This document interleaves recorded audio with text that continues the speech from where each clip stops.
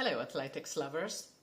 So on the day before the Weltklasse Diamond League meeting in Zurich, another highly anticipated event took place, and that was the 100 meters race between world record holders Karsten and Mondo Duplantis, billed as the 100 meters to settle it all.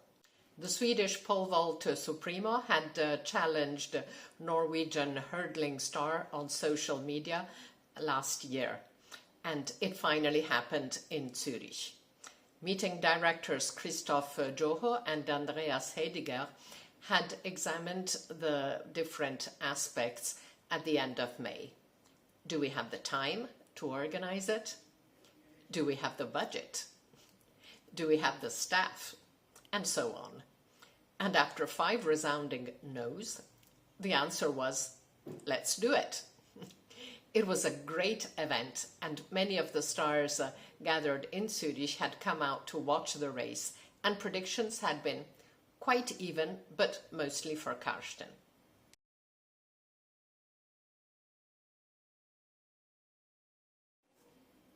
But Mondo shattered all considerations about Karsten having more stamina and more experienced out of the block and won the race in 10.37 to 10.47, even in true sprinter style, taking a look to the side at his opponent in the final meters. Here is what Mondo and Karsten had to say after the race. When you start, when you don't run, when you run, I guess the clock going down, nevertheless it's your decision. Was this the toughest part that you had to wait for the gun to get off? I'm pretty used to waiting, actually. The pole vault competition is quite long, so I have a good bit of patience, and I think that's actually, that didn't hurt me at all, honestly.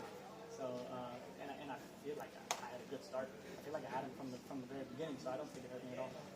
Yeah, you knew that you have a chance at the start, but when did you know you're going to win? I felt like I had him in the start for sure, or I mean, I guess I had him the whole way. But I knew at 60 I was like, okay, like this is no shot. I mean, he has no shot. I really have him.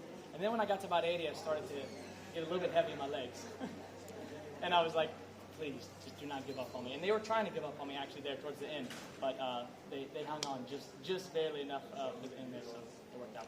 How much did you like the time? The time is good. Yeah, I mean, I think it's fairly clean. You know, I mean, I don't run the 100 or anything. I don't do this stuff. I mean, I do some block starts every once in a while in training, but I mean, like for going out there first time, breaking 10-4, running in at 10:30. I think it's pretty decent. 1v1 head race. I mean, this is something completely new, and I think quite innovative, and I'm very just thankful for the organization here, Weltklasse, and I think we really put on a great show, and I hope that everybody enjoyed it because it was very fun, and I can do something like this again. I heard that Sydney got kicked out of Brussels, so if you want to race maybe a 400, we'll do an extra event in Brussels day before, day after, or something. Maybe we fix that. Yeah. As a Swedish, what does it mean to emulate Norwegian like this? It feels really good. It's perfect. I'm honestly like so stoked about tomorrow. I just can't wait. And it's going to give me so much energy when I'm just sitting there in my little corner there by the pole vault and just see him just in the blue and yellow. It's just going to be hysterical. I mean, it's just going to be amazing. Yeah. Can you explain the look over at the end? Just some a little cocky. I mean, I knew I had him there towards the end, and so I just kind of looked over, just kind of let him know that I had him. I don't know. Maybe I've been watching too many Shikari videos, but you know, I walked out with a fast game, so I had to make sure I put on for him. So yeah, maybe just being stupid. Can you deal with that loss? I can always deal with a loss. It's you know, I'm a fighter. I always get back up, but I didn't want to lose. Obviously, one of us had to lose, and I think it would hurt just as much for Mondo as it would hurt for me. So you know, it's a tough loss, but still, it's also an event and a venue that I'm extremely proud of. So it was fun. So how much fun was it actually? Yeah, it was really fun, especially in the beginning. It wasn't that fun after crossing the finish line second. I'll say that, but all the way building up, it felt like something special and something new that I really enjoyed as well. You the guys look he looked gave more to you tense. at the finish line. I think there should be a revenge, maybe decathlon. You know, still, I think this is something that makes more sense as a one-time thing. If he wants a rematch, we'll do it, obviously. But still, it was also a one-time thing that we discussed, and if we do it again, we do it again. But right now, it looks like a one-time thing. But we'll see. Now tomorrow you have to wear something special. Will you sleep in it so that you get used to it, to the blue and yellow? Absolutely not. I will not sleep in it, never. So I'll wear it tomorrow, and I will wash my body properly afterwards. All right. Karsten, you looked more tense, both you and Mondo, tonight than in your normal event. Yeah, it was of course a bit out of my comfort zone, but he was as well, so that's not an excuse. I was of course a bit tense, but still I was trying to get into the rhythm. Of course, I haven't trained that much for the 100 meters, but still it's a new thing for me, and also this late in the season. But it was the same for both of us. So no, it was fun. It was fun, but still, it's never fun losing, of course. Yeah, of course. Karsten, during the warm-up, we heard you shout about something like, "Why are you distracting him?" What was that about? I was just making some fun about. We had like this big crew standing around on his little team corners. I was just telling the guys that they shouldn't distract him before the race. So it was just like a fun little line. Feeling, oh, he's still ahead. Yeah, they were a bit tense. I think they were for both of us. I think both were running hard and scared. That's how it is. Also, there's nothing to do with it. So I was trying to be as relaxed as I could, but still, it's also a race all out, and you will try to fight it in the end. Also, it's like a natural thing, I think. Now, what a great event. Everyone in the stadium thoroughly enjoyed it, except Karsten, because he will have to compete in a Sweden vest at the main meeting. And who was in the mix zone after the race but 1992 400-meter hurdles Olympic champion Kevin Young, and the world record holder until hurdling history was rewritten at the Tokyo Olympics. Let's hear what Kevin has to say. Kevin, how did you enjoy it? I enjoyed every bit of it.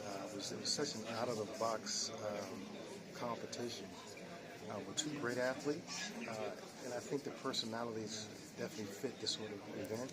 These are some of the things I remember years ago I've always wished and wanted athletics to be a part of, to kind of get out of this strict structure that they've been involved in for so many years, to just kind of step outside.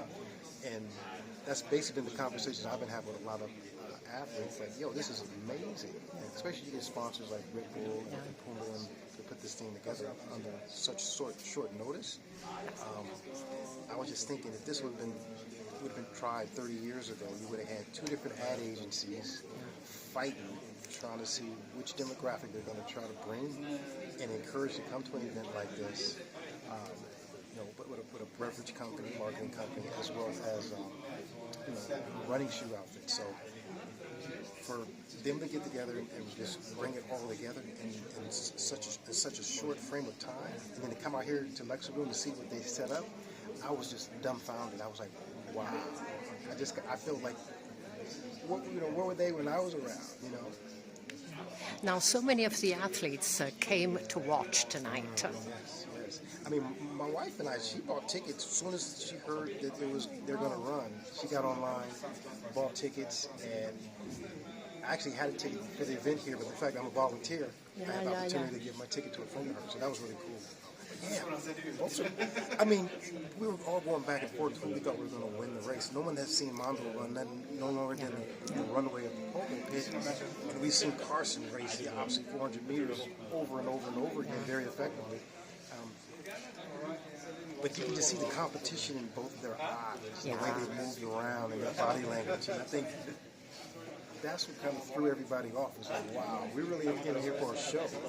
And they got what they paid for, too. Definitely. I mean, I've never seen either of them as tense as they were tonight. The body language was amazing. Yes.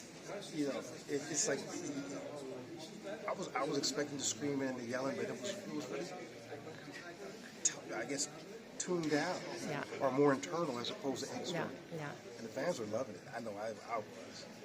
Now, your honest answer before the race, who did you think would get it? Karsten, I got the hurdler's bias. Of course.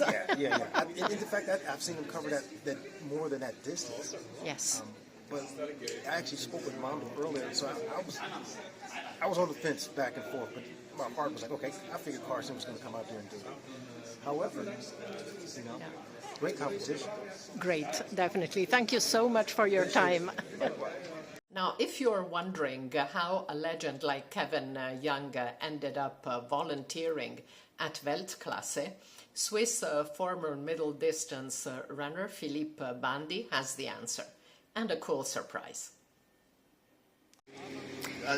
Just started without the question. Okay, so the story behind the fact that Kevin Young is volunteering here on the Weltklasse Zurich is I was in the US in 91, 92. And I met him there on track because we used to work out on the same track. So and the contact stayed, and then in 2020 I think I met him here at the World Class meet, or maybe 21, I don't remember exactly. And then he told me he moved to Zurich, and then we just talked a little bit, and we met each other like twice. And then last year in Lausanne, we met again and drove back from Lausanne together to Zurich. And then I said, hey, I have a job for you, like in work class, if he wants to do like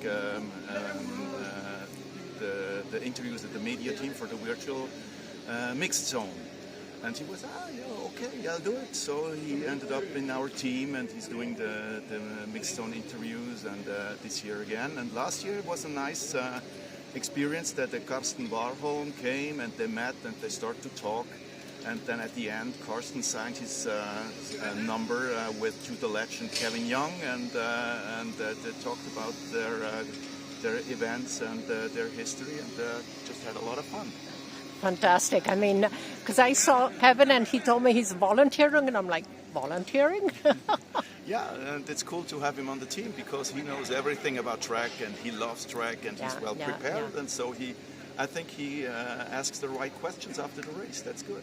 Absolutely. Thank you so much. No, it was a great idea. Thank you for bringing Kevin to Weltklasse. Thank you for asking. I freaking love it. I mean, this is the first time that the men's and women's races really got the type of adulation. And thanks to athletes like yourself, it's been amazing. I really appreciate what you've done for the sport. Appreciate that, and the same to you. It's like you were the first guy to beat